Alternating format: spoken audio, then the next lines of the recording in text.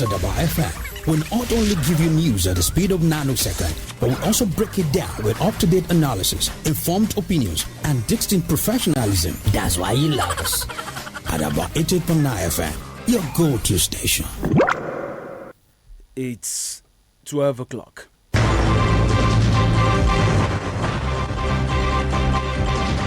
Good afternoon, I'm Michael Akintunde with Global News. In the news, Osinbajo seeks world leaders' cooperation in fight against terrorism. U.S. compels Kenya opposition to desist from violence. Deadly fire claims 40 lives in Mexico. This is the news. Vice President Yemi Osinbajo has urged world leaders to put aside their differences and work towards eliminating terrorism in Africa. Osinbajo made the call in London, where he decried terrorism in the Sahel region of Africa. He noted that terrorism has escalated with existing problems. The Vice President therefore urged world leaders to recognize that terrorism in any part of the world is a threat to humanity as a whole. Meanwhile, the Vice President has felicitated with President-elect Bola Ahmed Tinubu on the occasion of his 71st birthday, praying God to grant him more wisdom and strength in the years to come.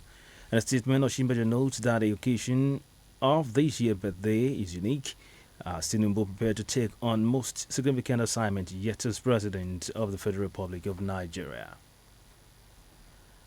Lesotho Parliament is expected to discuss a motion on the reclamation of some parts of South Africa. An opposition member of Parliament wants legislators to declare the whole of the Free State, parts of the Northern Cape, parts of the Eastern Cape, parts of Mpumalanga, and parts of KwaZulu-Natal as part of Lesotho's territory. It says the reclamation will be pursued under the United Nations Resolution 1817 that was passed by the General Assembly in December 1962. Botswana's government has dismissed claims that it plans to arrest and kill exiled former President Ian Khama if he returned home.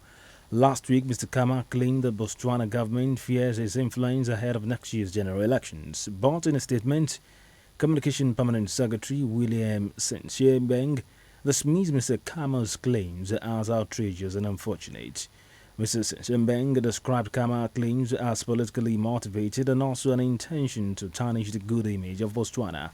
In December last year, Botswana issued an arrest warrant for Mr. Khama, alleging unlawful possession of firearms.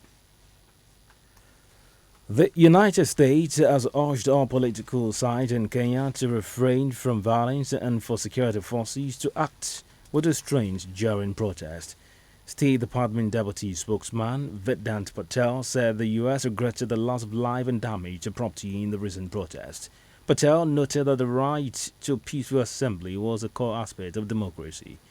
Kenyan opposition leader Raila Odinga has called for demonstrations every Monday and Thursday to protest against the high cost of living and what he calls electoral injustice after last year's election. The protests have turned violent, leading to the deaths of at least 3 people and to damage of property. You're listening to Global News on Adaba 80.9 FM Accra, transmitting from Ilaramoki. After the break, deadly fire claims 40 lives in Mexico. Stay with us. We'll be right back. The news on Adaba 88.9 FM. Glad to know you're still there for news updates and live streaming. Visit our website www.adaba89.fm or download Adaba FM app on Google Play Store. You can be part of us on our social media platforms www.facebook.com/AdabaFM80.9 on Facebook, at Adaba89FM on Instagram, and AdabaFM TV on YouTube. You can provide us information via email newsroom@adaba889.fm. United States President Joe Biden has told Israel it cannot continue pushing ahead with deeply controversial judicial reforms. Biden's comments came as Israeli President Netanyahu was being accused by opponents of riding roughshod over Israeli democracy in an attempt to strengthen his own power including to paralyzing protests and strikes across Israel. Biden therefore called on Netanyahu's administration to drop the controversial judiciary law. In response to Biden, Netanyahu said his administration is striving to make reforms via broad consensus. China has threatened to fight back if U.S. House Representative Speaker Kevin McCarthy meets Taiwanese President Tsai Ing-wen during a planned transit through the United States.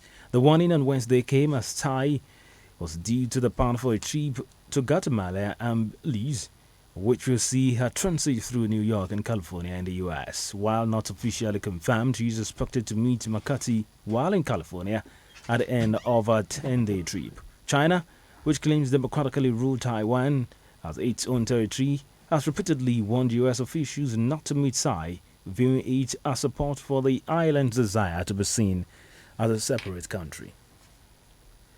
And at least 40 people have died at a migrant processing center in Mexico in a fire that officials say started during the protests against deportations.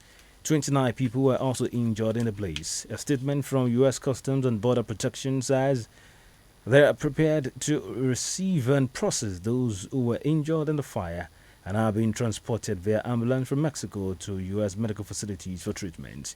Report says many of the victims had traveled from Central and South America trying to get to the U.S. Mexican authorities said the dead and injured included people from Guatemala, Honduras, Venezuela, El Salvador, Colombia, and Ecuador. UN Security Secretary General Antonio Guterres called for a thorough investigation. And the Guinean Football Federation has celebrated the country's under-23 team victory over Nigeria's Olympic Eagles. Molaye Cisse side defeated the Olympic Eagles 2-0 at the Mali Hassan Stadium, Rabat, on Tuesday night. Osinbajo opened scoring for the Guineans in 62 minutes, while Anthony Soma added a second 15 minutes later. Guinea thus qualified for the 2023 African Cup of Nations on 2-0 aggregates. The 2023 Under-23 AFCON will take place in Morocco between June 24 and July 8 this year. The top three teams at the Under-20 AFCON will represent Africa at the Paris 2024 Olympics. To end global news, a recap of our top stories.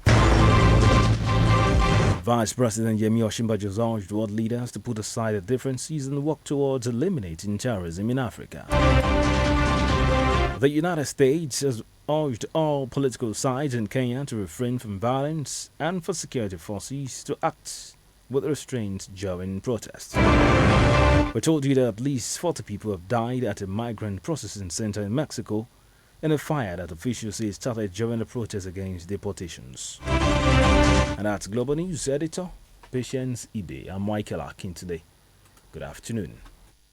Moves as a fast pace and news breaks with